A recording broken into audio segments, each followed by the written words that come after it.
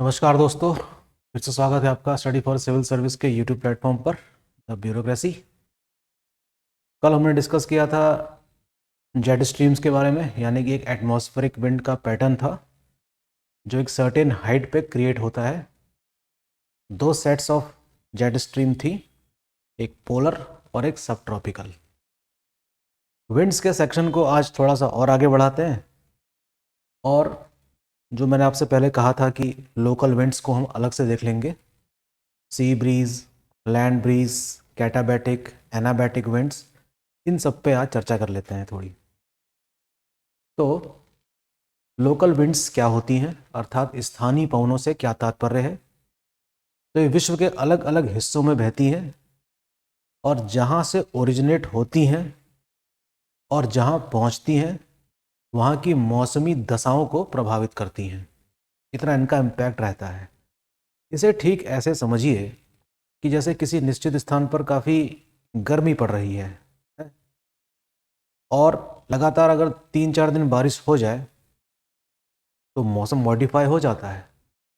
या अगर उस निश्चित क्षेत्र में बारिश न हुई हो, कहीं दूर पहाड़ में बारिश अगर हो रही हो, तो वहाँ से आने वाली जो पवनें हैं वो ठंडी होंगी और प्लेन वाले रीजन की क्लाइमेटिक कंडीशंस को मॉडिफाई कर सकती हैं। तो हम कह सकते हैं कि ये जो विंड्स हैं ये एक मॉडिफायर्स की तरह बिहेव कर सकती हैं विश्व के अलग अलग हिस्सों में। इन सब के अलग अलग नाम हैं और एग्जाम में यहाँ से क्वेश्चन आ जाता है, खास तौर पे यूपी पीसीएस में क्वेश्चन यहाँ से अक्सर आ जाया करते हैं। तो उस पर हम थोड़ी चर्चा कर लेते हैं। तो what are local winds? There are number of local wind system blows in relatively small areas in different part of the world. ऐसी कई सारी पवन स्थानीय पवनें हैं जो विश्व के अलग अलग हिस्से में बहती हैं और छोटे क्षेत्रों में बहती हैं।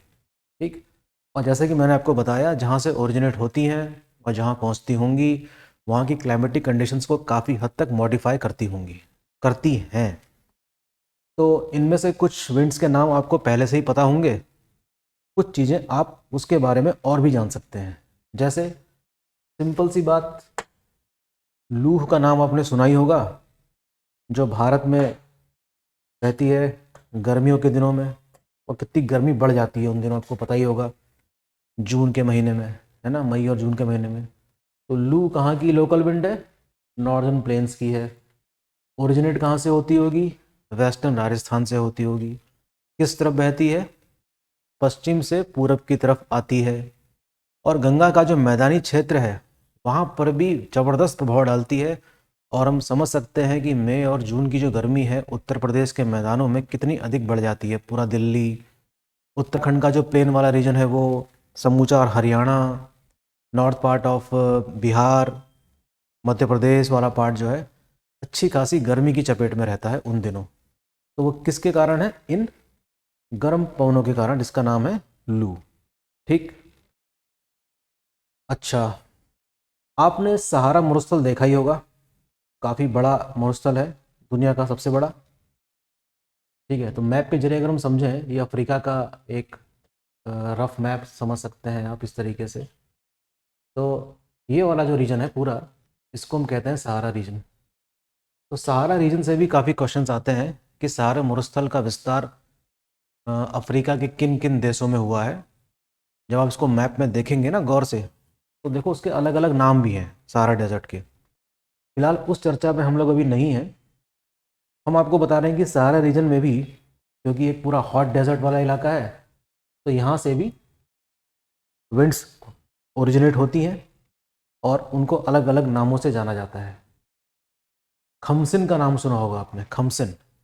तो खमसिन is a name of a warm wind, जो कहाँ बहती है, किसके सरफेस के ऊपर? इजिप्ट के ऊपर, यहाँ पे कहीं पे। इसी प्रकार से सीमूम बहती है सहारा के उत्तरी वाले भाग में। इसी प्रकार से सिरोको नाम की पवन बहती है, सहारा से उठती है और उत्तर की तरफ जाती है। यहाँ आपको पता ही होगा कि यहाँ पर कौन सा इलाका है? मेडिटेरेनियन सी का है, यानी कि भूमध्य सागर का है। भूमध्य सागर को क्रॉस करके यहाँ पहुँचेंगे तो कहाँ पहुँच जाएंगे? यूरोप में। तो सिरोको नाम की पवन के संबंध में कुछ बातें जान लेनी जरूरी है। It rises from the hot desert, गर्म मरुस्थल से उठती है तो जाहिर सी बात है कि गर्म होती होगी। जब इसको पार करती है मेडिटेरेनियन सी को तो मॉइस्चर पिक कर लेती है, अर्थात उसमें काफ़ी नमी आ जाती है। और जब यूरोप के तटीय क्षेत्रों में पहुंचती होगी, इटली में, सिसिली में, वहां पहुंचने के बाद बारिश करवाती है। ठीक है। और क्योंकि इसकी उत्पत्ति एक डेजर्ट्स के ऊपर से हुई है तो उसमें सैंड भी रहती है। तो इस प्रकार से होने वाली जो बारिश है उसको हम ब्लड रेन कहते हैं, क्योंकि उसका रंग थोड़ा सा लालिमा लिए रहता है। ठीक है, तो इस संबंध में सिरोको के बारे में जानना जरूरी था। It crosses Mediterranean sea and picks moisture and causes rainfall over the coastal region of Italy and Sicily. Italy के पास ही एक आपको आइलैंड दिखाई देगा सिसिली, वो भी इटली का ही है, तो वहाँ पर बारिश करवाती है। तो ये जो होने वाली बारिश है, ये कौन सी है बारिश? ब्लड रेन कहते हैं इसको। ब्लड से तात्पर्य ब्लड से नहीं है, किस चीज़ से है? उसके लालिमा लिए हुए रंग से है। एक और सिस्टम डेवलप होता है पोलर रीजन में, जिसे हम कहते हैं ब्लेजार्ड। ध्रुवीय और उपध्रुवीय क्षेत्रों में उत्पन्न होती हैं, बहुत ठंडी होती हैं, और इन पवनों में हम कह सकते हैं कि जो पाउडर फॉर्म ऑफ स्नो है वो भी साथ साथ बहती है, जिसकी वजह से विजिबिलिटी जो होती है काफ़ी मतलब प्रभावित होती है, उससे हम उसको दृश्यता काफ़ी प्रभावित होती है इन विंड्स के होने की वजह से। तो ये कुछ लोकल विंड्स थी जो हमने अफ्रीका और इंडिया वाले पार्ट में देखा। आगे देखते हैं। एक क्वेश्चन पक्का मान के चलिए, यहाँ से हमेशा आता है यूपीपीसीएस में, और यूपीपीएससी द्वारा कराए जाने वाले बाकी एग्जामों में भी, जहाँ पर जीएस का पेपर कॉमन है। Blizzard carry powdery snow and hence reduces visibility. वही जो मैंने आपसे कहा कि जो ब्लिज़ार्ड है उसमें पाउडर्ड फॉर्म ऑफ जो बर्फ़ है वो भी साथ साथ ब्लो करती है, उससे दृश्यता काफ़ी क्या होती है? प्रभावित होती है। एक और लोकल विंड है जिसका नाम है चिनूक, आपने नाम सुना होगा। ये बहती है यूएसए के रॉकी माउंटेन्स से के पास से, और डिसेंड करती है इस तरफ towards east, descends the eastern slope of Rockies in USA. Nature इसका वार्म है और पड़ी हुई जो बर्फ़ है उसको पिघला देती है, जिसकी वजह से क्या होता है कि वीट के कल्टीवेशन में काफ़ी सहयोग प्रदान करती है। डॉक्टर्स विंड भी कहा जाता है इसको। एक विंड है बोरा जो बहती है एड्रियाटिक सी के पास, और ये इटली के पास, जब आप मैप देखेंगे इटली का, उसके वेस्ट में लोकेटेड है एड्रियाटिक सी, और ये मेडिटेरेनियन सी के ही पास है। मिस्ट्रल, मिस्ट्रल बहती है फ्रांस में। ये उठती है सेंट्रल मैसिफ नामक स्थान से। जो आप जब मैप देखेंगे ना फ्रांस का, तब आपको पता चलेगा सेंट्रल मैसिफ क्या है और किस तरफ बहती है। मेडिटेरेनियन सी की ओर बहते हुए जाती है। दो लोकल विंड्स ऑस्ट्रेलिया की हैं, एक का नाम है ब्रिक फील्डर और एक का नाम है सदर्ली बर्स्टर। ब्रिक फील्डर समझ लीजिए कि ऑस्ट्रेलिया के फील्डर्स काफ़ी अच्छे हैं क्रिकेट के मैदान में, तो इस तरीके से आपको याद रहेगा। ब्रिक फील्डर नाम की पवन कहाँ बहती है? ऑस्ट्रेलिया में। Carries large amount of dust, काफ़ी धूल इसके मतलब इस विंड में काफ़ी डस्ट रहती है। एक है सदर्ली बर्स्टर, ये भी ऑस्ट्रेलिया में ब्लो करती है। होने को तो काफ़ी ड्राई है लेकिन ठंडी है।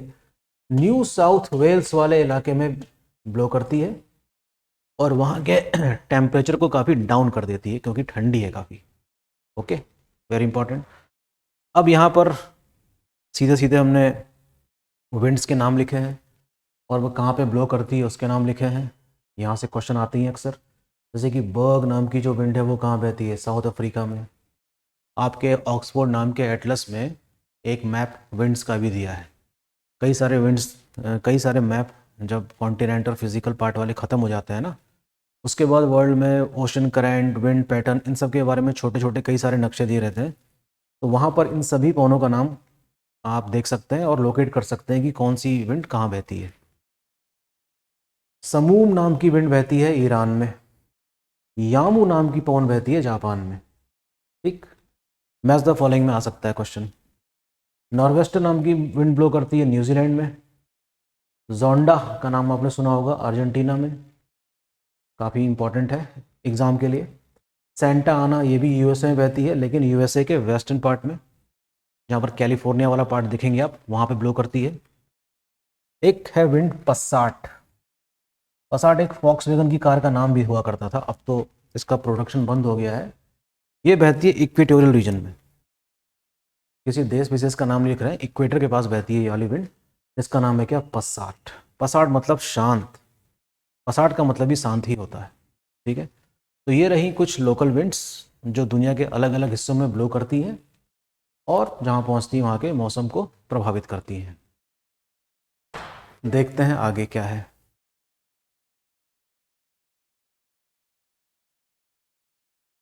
सी ब्रीज और लैंड ब्रीज में मैंने काफ़ी गैप दे रखा है यहाँ पर, इसका मतलब मुझे डायग्राम बनाना होगा यहाँ पे। तो डायग्राम के ज़रिए समझते हैं कि सी ब्रीज और लैंड ब्रीज क्या है। तो मान लीजिए कि ये समुद्र है, आप किसी कोस्टल रीजन में खड़े हैं बिल्कुल समुद्र के तट पर, और सामने देख रहे हैं दूर तक समुद्र। तो मुझे ऐसे कुछ इस तरीके से बना देना चाहिए। ये सी कोस्ट मान लेते हैं हम इसको। ये क्या है? कोस्ट है, यानी कि किनारा है, और ये समुद्र है। अच्छा, दिन में जब इन दोनों के ही ऊपर जब सनरेज पड़ेगी, तो जाहिर सी बात है कि दोनों के ऊपर बराबर बराबर सनरेज पड़ेगी। लेकिन ये सॉलिड है और ये लिक्विड है, तो टेम्परेचर दोनों का एक जैसा नहीं रहता। पानी की प्रॉपर्टी आपको पता ही है कि देर में गर्म और देर में ठंडा होता है, लेकिन सॉलिड वाला पार्ट क्या होता है? जल्दी गर्म और जल्दी ठंडा होता है। तो कम से कम दिन के समय में एक बात तो पक्की है कि टेम्परेचर जो लैंड वाला है ये ज़्यादा रहेगा, और प्रेशर क्या रहेगा? सॉरी, टेम्परेचर ज़्यादा रहेगा और प्रेशर क्या रहेगा? लो रहेगा डे टाइम में। तो मुझे यहाँ पर डे टाइम लिख देना चाहिए एक बार। ठीक, और उसी समय दिन के समय में क्या होगा? यहाँ का टेम्परेचर क्या रहेगा? लो रहेगा, और प्रेशर क्या रहेगा? हाई रहेगा दिन के समय। ठीक, तो ये चीज़ दिन में काम कर रही है मिलके। तो दिन के समय में क्या होना चाहिए? जो विंड है ये कहाँ से कहाँ ब्लो करेगी? Sea to land, sea to land blow करेगी दिन के समय में। रात होते होते पानी गर्म हो चुका होगा, और जब रात होगी तो इसका टेम्परेचर क्या हो जाएगा? कम, और ये फिनोमेना जस्ट रिवर्स हो जाएगी। तो नाइट टाइम में क्या होगा? नाइट टाइम में क्या होगा कि टेम्परेचर इसका कम हो जाएगा और इसका ज़्यादा हो जाएगा। तो मुझे इसको लिख देना चाहिए नाइट। सिंपल सी बात है, इसमें कोई बहुत ऐसा कोई खास मैकेनिज्म नहीं है। तो ये डायरेक्शन क्या हो जाएगी? जस्ट रिवर्स हो जाएगी। तो ये हो गई आपकी sea breeze and land breeze. इसमें ऐसा कुछ भी नहीं है, difference of the heating on the surface of the earth, ठीक है, causes the movement of this wind in coastal region. Sea breeze during day, land breeze during night, as simple as it is. अब बात करते हैं दूसरे system की, जिसका नाम है एनाबैटिक एंड कैटाबैटिक विंड। एनाबैटिक और कैटाबैटिक विंड के लिए हमें एक छोटा सा पहाड़ बनाना पड़ेगा। देखिए, सपोज कर लीजिए कि ये पहाड़ है, और मान लेते हैं कि इसके नीचे जो है वो वैली है, ये वैली रीजन है। क्या है ये? घाटी है। दिन के समय में सनरेज, अब घाटी में देखिए पहाड़ों की वजह से सनरेज डायरेक्ट नहीं पहुंचती, तो उस समय जो अपर स्लोप है माउंटेन का ना, इसको मैं क्या कहूंगा? अपर slope of the mountain.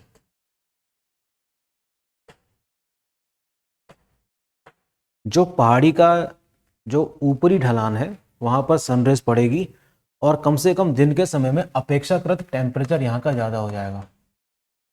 Temperature will remain considerably high as compare to the lower part of the mountain. तो इस केस में क्या होना चाहिए? टेम्परेचर वहाँ ज़्यादा है तो प्रेशर यहाँ पर क्या हो जाएगा? कम हो जाएगा। तो विंड कैसे ब्लो करेगी? From high pressure to low pressure in day time. दिन के समय में जो विंड का मूवमेंट है वो high pressure to low pressure आएगा। टेम्परेचर वहाँ पर हाई है तो प्रेशर के, सॉरी मैंने उल्टा बोल दिया, दिन के समय में क्या होगा, यहाँ से यानी कि पर्वतों की स्लोप से होते हुए ऊपर की तरफ जाएगी विंड। इस चढ़ती हुई विंड को हम कहते हैं एनाबैटिक wind.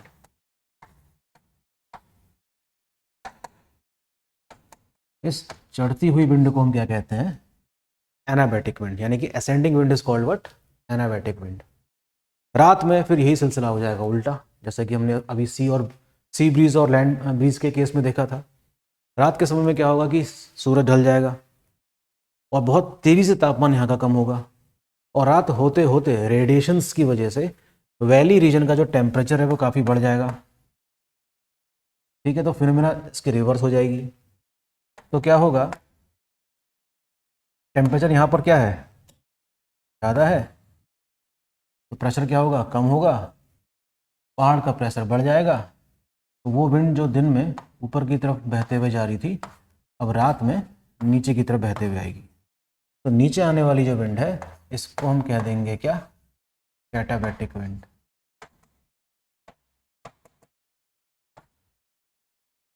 This is called what, katabatic wind. ठीक है, इसमें एक फिनोमेना और समझने जैसी है, और वो ये कि तापमान का व्युत्क्रमण किसे कहते हैं, यानी कि इन्वर्जन ऑफ द टेम्परेचर किसको कहते हैं। ठीक है ना, तो इसमें एक फिनोमेना और काम कर रही है, the inversion of the temperature से आपका क्या तात्पर्य है। इन्वर्जन ऑफ द टेम्परेचर का मतलब ये होता है कि जैसे कि हम ऊंचाई बढ़ने के साथ साथ तापमान कम होगा, ये बात पक्की है, लेकिन हर केस में ऐसा नहीं होता। कहीं कहीं कुछ स्थान ऐसे भी हैं जहाँ पर ऊंचाई बढ़ने के साथ साथ टेम्परेचर घटने के बजाय बढ़ता है। तो वो यही कंडीशन जो हमने भी डिस्कस करी कि ऊंचाई बढ़ने के साथ साथ टेम्परेचर यहाँ पर घटने के बजाय बढ़ रहा है। This phenomena is called what, inversion of the temperature, जिसका कारण अभी हमने डिस्कस किया कि दिन के समय में जो upper slope of the mountains है that will receive some more considerable more sunrays, और वहाँ का जो टेम्परेचर है वो अपेक्षाकृत इस वाले पार्ट से थोड़ा सा ज़्यादा रहेगा। तो this also help us to understand what is the inversion of the temperature. हालांकि ये फिनोमेना और साइंटिफिक है, इसको और समझना हमें जरूरी है, लेकिन इसमें ये वाली फिनोमेना काम कर रही है। तो we have sea breeze, land breeze and anabatic and katabatic winds. अब आते हैं आगे, एक और सिस्टम विंड का है जिसको हम कहते हैं वेरिएबल विंड्स, और वेरिएबल विंड के जो उदाहरण हैं वो हैं साइक्लोन और एंटी साइक्लोन। अभी हम साइक्लोन की फिनोमेना को पूरी तरीके से डिस्कस नहीं करने वाले हैं। एग्जाम्पल के रूप में हम वेरिएबल विंड के फॉर्म में हम देखेंगे कि साइक्लोन और anti cyclone is an example of a variable winds, उसको थोड़ा सा डिस्कस करते हैं। तो वेरिएबल विंड का सर्वोत्तम उदाहरण तो हो गया क्या, साइक्लोन। तो साइक्लोन है क्या, एक ऐसा विंड सिस्टम है जिसका जो केंद्र है वो निम्न वायुदाब में है और जो परिधि है वो उच्च वायुदाब में है, और मूवमेंट विंड का इसमें कुछ इस प्रकार से होता है, outside high to inside low. तो अगर मैं साइक्लोन का फिगर बनाऊं छोटा सा कुछ इस तरीके से, इसको आप देख सकते हैं ऐसे, है ना, ये साइक्लोन हमने बनाया तो ओवल शेप का है। तो इसका जो केंद्र है यानी कि जो इसका सेंटर है वो तो है लो प्रेशर में, और इसकी जो परिधि है ये है हाई प्रेशर में। तो बहुत तेज़ी से घूमता है ये सिस्टम पूरा। तो अगर मान लूँ कि यहाँ पर सबसे बाहर यहाँ पर 1000 मिली बार का प्रेशर है, तो अंदर कितने का होना चाहिए, 990 का, उसके अंदर 980 का मिली बार, उसके भी अंदर 970, और इस तरीके से 960 मिली बार। तो हम देख सकते हैं कि we are moving from outside high to inside low. तो हमें कुछ इस तरीके से मूवमेंट दिखाना चाहिए किस चीज़ का, विंड का, जो साइक्लोन में काम करता है कुछ इस तरीके से। तो this we have cyclone. Okay, cyclone is a low pressure system surrounded by a outside high pressure and wind moves in such a direction from outside high to inside low. अब साइक्लोन की category की अगर हम बात करें तो दो प्रकार के होते हैं। ये ट्रॉपिकल साइक्लोन का उदाहरण मैंने आपको दिया है। तो ट्रॉपिकल साइक्लोन वो साइक्लोन होंगे जो ट्रॉपिकल रीजन में क्रिएट होंगे, है ना। तो ये हो गया आपका ट्रॉपिकल साइक्लोन अर्थात उष्णकटिबंधीय चक्रवात, और दूसरा है टेम्परेट साइक्लोन। टेम्परेट का मतलब होता है शीतोष्ण चक्रवात। ये किसका उदाहरण हो जाएगा? शीतोष्ण का। तो the wind which is blow in this system is called variable winds. Anti cyclonic condition क्या होगी? इसकी जस्ट ऑपोजिट होगी। प्रेशर अंदर हाई होगा और परिधि किस में आ जाएगी? लो में। तो अगर हम एंटी साइक्लोन का डायग्राम बनाएं तो वो कुछ इस तरीके से होगा, from out inside high to outside low. तो ये एंटी साइक्लोनिक कंडीशन ये है। एंटी साइक्लोनिक कंडीशंस जब क्रिएट होती हैं प्लेन रीजन में गर्मियों के दिनों में, तो गर्म विंड निकलती है और चारों तरफ फैलती है, उससे गर्मी बढ़ती भी है काफ़ी।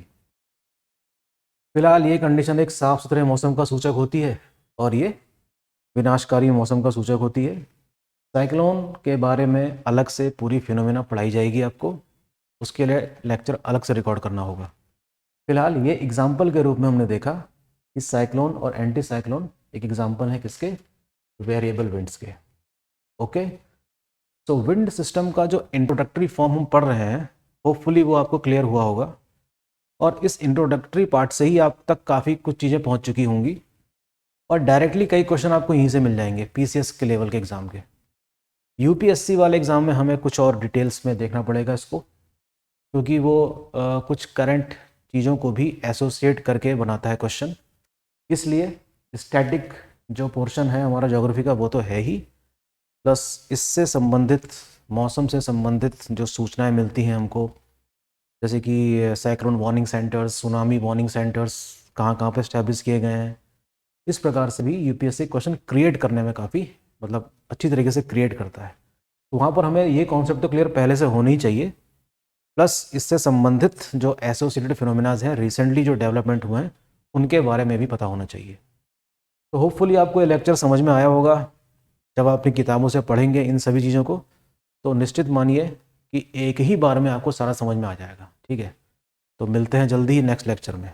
Thank you.